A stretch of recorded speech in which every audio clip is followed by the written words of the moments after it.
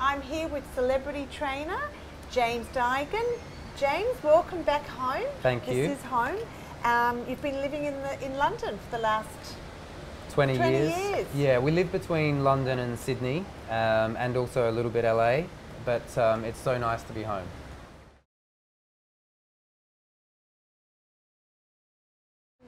Reading up Body ISM. Yep. That's your big thing.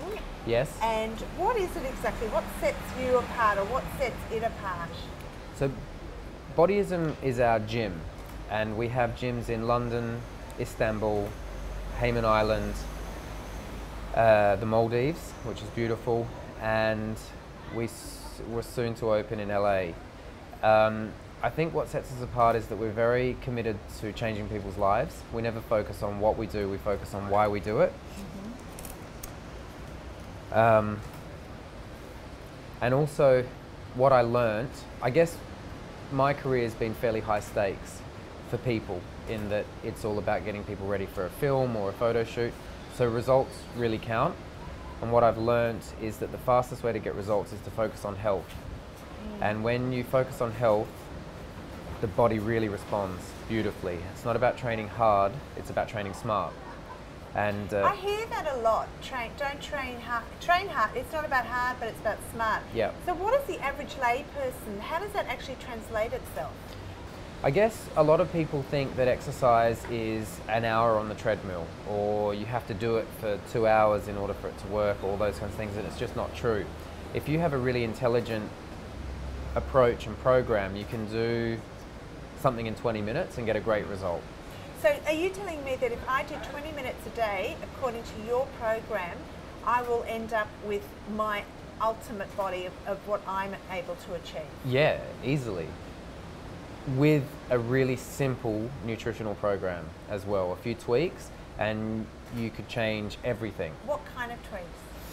Well, presuming I'm eating a basically normal diet.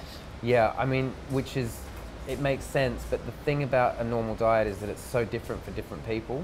So I had someone that, for instance, I spoke to the other day who said, I eat really well, there's nothing to worry about there, and they were having fruit and low-fat yogurt for breakfast every morning. And the low-fat yogurt's generally full of chemicals or sugar. There might not be any fat, but fat's not really the issue, it's the sugar and the chemicals. There's so much pressure on women to look a certain way, especially today with all the images of social media that they're seeing. How do you think that this has affected us today? Massively and tragically. And Clean and Lean is all about trying to remind people that beautiful isn't just how you look, it's how you feel. And if you can really understand the truth of that, then everything will change. All of those other things will fall into place. Just on the Instagram thing, it's a scary phenomenon. You get 22-year-old anorexics saying, look at my diet plan, look at my exercise plan, this could be you. And it does serious damage to people. What would you say if somebody's sitting listening to this or reading it, what are the 3 things that they should do? What are the, they're a couch potato, what's the first step, and what are the 3 things? So you need to find a really powerful why. You don't need to focus on what you're going to do, you need to focus on why you're going to do it. So whether it's for your children, or so that you can enjoy your life, or because you've got to find the why that resonates with you. Then understand that any transformation that happens in your body happens in your mind first. That's super important.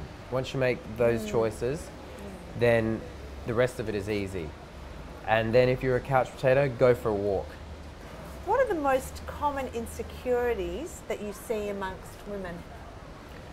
I mean, on a deep level, it's not feeling good enough, generally, and then whatever they choose. It'll be, is my butt too big, is my tummy flat enough, all of those things, but it comes from something deeper, am I good enough? And so I see our job is to say, yes you are. You don't need, your body fat percentage is not happiness. The only thing is nutritional advice changes all the time. I mean, you know, have breakfast, don't have breakfast, high carb, no carb, low carb, fats, no fats, sugar, gluten, wheat, dairy. What's your stand on all of this? Keep it simple. Okay. Keep it simple. Tune into your body and find out what works. Your body's constantly talking to you. If you're eating foods that don't work for you, you'll be tired or bloated or gassy or all three or in a bad mood. And because the food that you eat really affects how you feel. So tune into your body because you're your own best nutritionist. Don't do anything ridiculous like not eat for 2 weeks or anything else. And just see how your life changes. It's amazing. It really is. It's incredible. If people would just embrace the fact that it's all there for them, they don't have to do anything crazy, and they deserve a happy, healthy life. If you had to choose 5 things for people to put in their shopping trolley as part of a healthy diet, what would they be? Green vegetables for sure, to steam or to blend up in a smoothie. And then part B to that is that if you're going to have a smoothie, it should be kind of, for me, goopy. Like you should have to sort of chew it as well because you're getting the fiber and the pulp and all of those kinds of things. Number 2 would be something not to put in there, which would be sugar. I'd really limit that and see how you feel. Sugar's in everything though, isn't it, really? Just about. Yeah. Isn't in broccoli, it's not in chicken, not in fish, not in lamb, not in cauliflower, not in eggplant. There's a lot of things that you can have that it's not in. If people only had time or willingness to do 5 things to get fit, what would be the most crucial? Go for a walk is the first, best, easiest, safest thing to do. For how long? Oh, I mean, look, we're here now, so I walk to Bronte and back, and that's beautiful. But you do what you can with what you've got, you know, and... What's the minimum? I think a minimum 20-minute walk. 5 days, 7 days? Every day, go for a walk, do something that you love, because your body loves to move.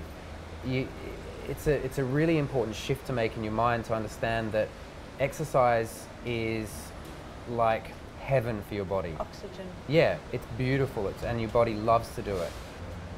What do you see as the next big trend?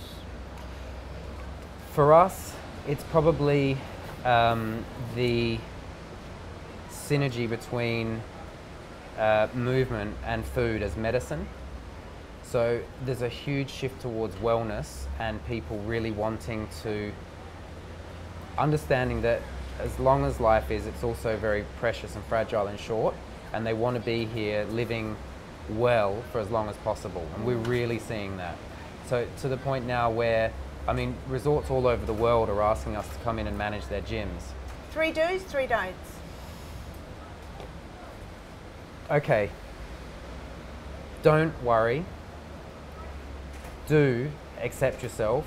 I'll do the whole 6. Don't focus on your weight or your body fat percentage. Do focus on how you feel.